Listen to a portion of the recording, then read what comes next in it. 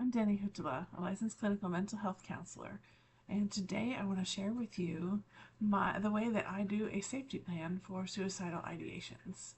So we're going to start with, I often begin with a scale that is not just a number 1 through 10.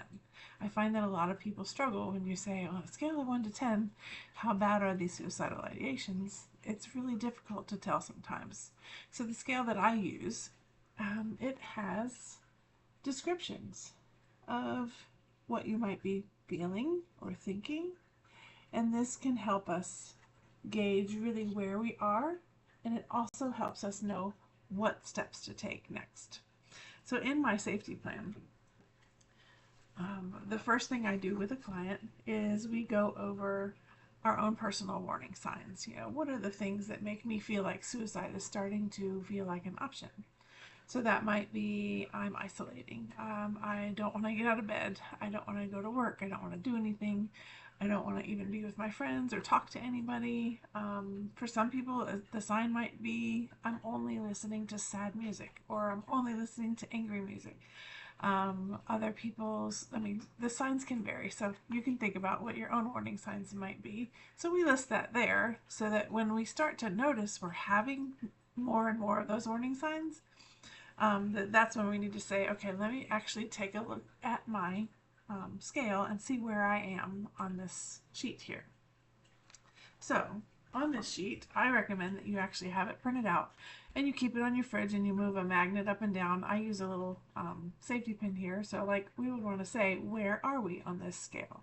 So if I happen to end up, let's say I am at a 4. This says I've been thinking about ways to die by suicide, but I don't actually plan on doing them. So if I'm at a 4, I'm going to come over to this scale and find that same color. Okay, so on this scale, this is looking at alternatives to suicide, and it's an upside down triangle so that we have lots of options when we're in this phase, and it moves down to only one more option. Let's go to the ER. Okay, so when I'm in any of the blue ranges, then I'm going to start by using at least 10 or more of my coping skills that I can do by myself. So these are going to be things that you talk with your therapist, or you can write down on your safety plan page. You have a list of different coping skills. They might be just simple distractions like watch funny movies or go for a walk or play a video game. It can be any kind of thing that you're just going to distract yourself and kind of build a little bit of laughter or joy, or do something, play with your pet. Do something that might spark a little bit of dopamine for you. And so there's also in your coping skills that you could try on your own. You might want to, if you feel like that's not really working, just distracting myself isn't working, this feels like stuffing, then you would do a couple of coping skills that might involve expressing your feelings. Maybe that's journaling. Maybe that is doing some art or just doing some random scribbling of color that gets out the feeling that you're feeling. I love watercolors for that purpose. So we just let the watercolor do what it wants to do on the page while you're picking the colors and the intensity of it. So that can be a fun way to just express and actually get some of your feelings out. And again, we're starting at the top. We're using as many of these things we can do on our own at first. And if we're still in that blue range, then we move up to the next color of blue. And so that next color of blue is going to be, I want to have on a piece of paper on my safety plan 6 to 9 different casual friends that I can call up and say, hey, not doing that great today. Can we go do something? Or can we just talk? Can you make me laugh? Can you send me some memes? So these are going to be the kind of things that we're not telling them our deepest feelings. We are not necessarily even telling them that we're feeling suicidal. We're just saying, hey, can you make me laugh today? And so we're going to have 6 to 9 friends that we might be able to reach out to. The reason why we have a lot of friends in this category, if we can, is so that we're not always calling the same person every time we get in this spot. So we can always just kind of pick randomly a few different ones to call. All right. So if we happen to be moving up the scale so that we are in this more yellow range, I've been thinking about suicide and I have some ideas of how I would do it. That's getting more serious, right? So if you're even starting off in that spot, again, you start with all these, you go through those. If we're still feeling that we're in that yellow, then we move down. to I can go deep with you friends. And these are going to be, hopefully, we have 3 to 5 different people that we know that we can actually say, hey, I'm really struggling today and I don't really feel like living, or I just need some help, someone to talk to about this. So these are the people we're going to contact, and we're going to actually talk about whatever's triggering our feelings or the thoughts that we're having. And they are going to be safe people for us. They're not going to tell us to, piss off. They're gonna actually want to listen to us. But we also have to respect that they might have stuff going on in their life too, and so we don't want to spend hours and hours on the phone with them. We just want to make sure that we're able to talk to somebody, and then for at least a little while we feel validated, we feel understood, and we feel heard. We're not expecting those 3 to 5 friends to fix any of our problems for us. It is just to have somebody hear us and know that we're not alone in being understood. Okay? In combination with that, also on my safety plan that I give to people, we should also at this point have something in here that says making my environment safe by.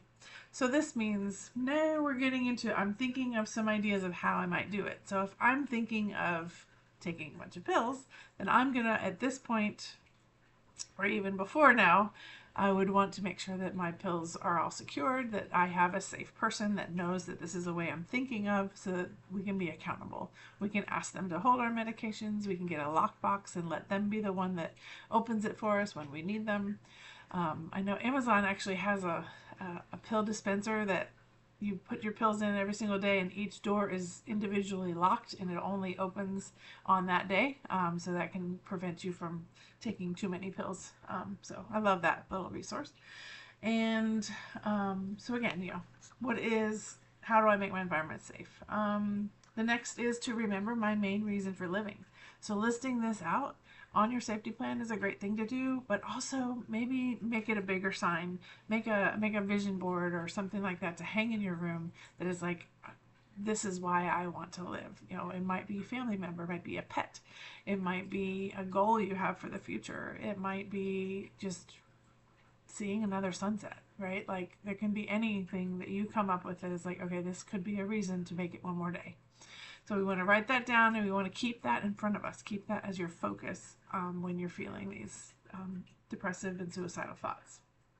And the next part I put on here is thinking about a plan for the future. Something I can look forward to. Looking forward to things is a dopamine boost and can encourage us and give us a reason to keep going.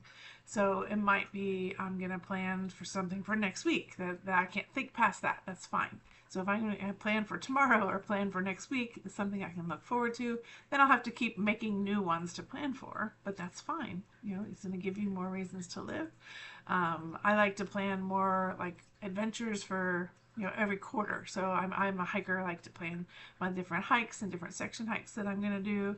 So that would be something I'm going to look forward to. And maybe the planning also gives me some dopamine and the excitement about it as I'm looking forward to it.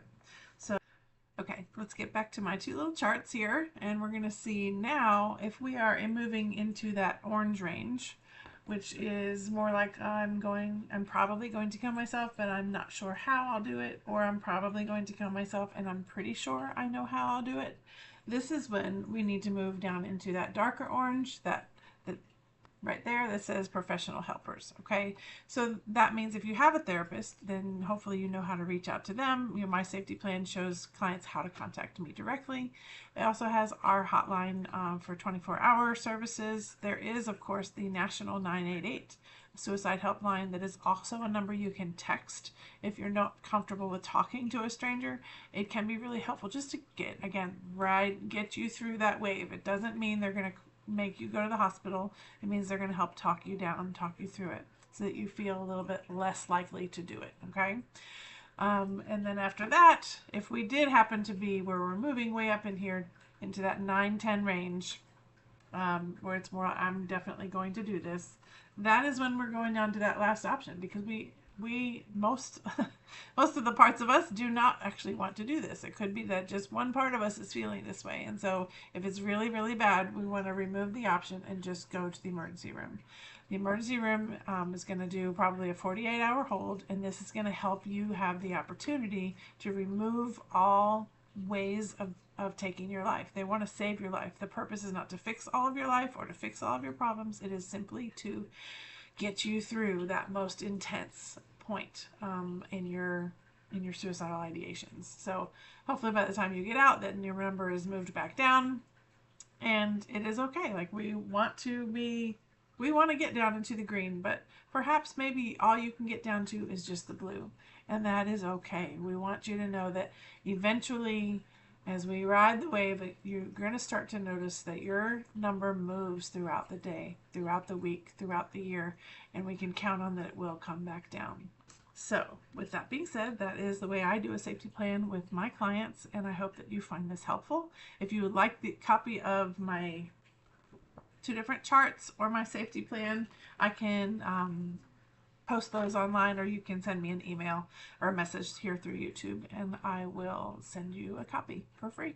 I just want to be able to help anybody that is stuck in this headspace right now, and give you the hope to know that it will pass, and you will be able to survive and move on to the next day, and someday the sun will rise again, and it will feel like it's shining on you, and you will get to breathe deeper again, and someday get to that spot where you're in the green and it's not a problem for you anymore. So let me leave you with this last quote, something that Aragorn says in The Lord of the Rings. Yet dawn is ever the hope of men or women. You can make it till tomorrow morning.